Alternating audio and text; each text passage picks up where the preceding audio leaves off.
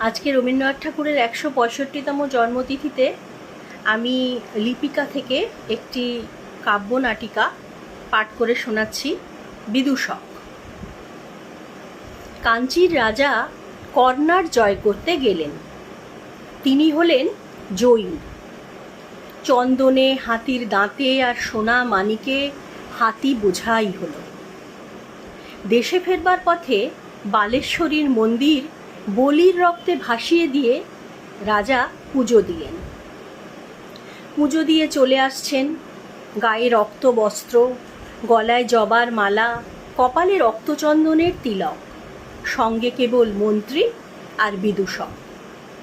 এক জায়গায় দেখলেন পথের ধারে আমবাগানে ছেলেরা খেলা করছে। রাজা তার দুই সঙ্গীকে বললেন, দেখে আসি ওরা কি খেলছে। ছেলেরা দুই সারি পুতুল সাজিয়ে যুদ্ধ খেলছে।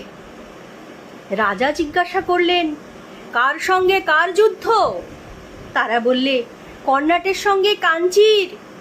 রাজা জিজ্ঞাসা করলেন, কার জিত কার হার? ছেলেরা বুক ফুলিয়ে বললে, কর্ণাটের জিত, কাঞ্চির হার। মন্ত্রীর মুখ গম্ভীর হলো, রাজার চক্ষু রক্তবর্ণ। বিদূষক হা হা করে হেসে উঠল। রাজা যখন তার সৈন্য নিয়ে ফিরে এলেন, তখনও ছেলেরা খেলছে। রাজা হুকুম করলেন, এক একটা ছেলেকে গাছের সঙ্গে বাঁধো আর লাগাও বেত।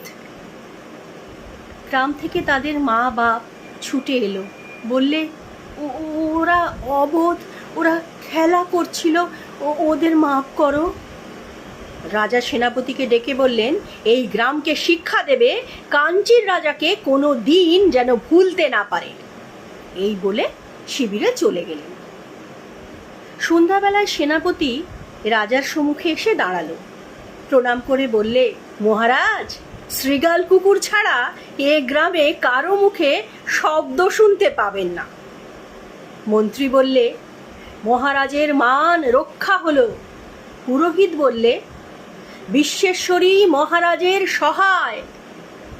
বিদূষক বললে, মহারাজ, এবার আমায় বিদায় দিন। রাজা বললেন, কেন? বিদূষক বললে, আমি মারতেও পারি নে, কাটতেও পারি নে। বিধাতার প্রসাদে আমি কেবল হাসতে পারি। মহারাজের সভায় থাকলে আমি হাসতে ভুলে যাব।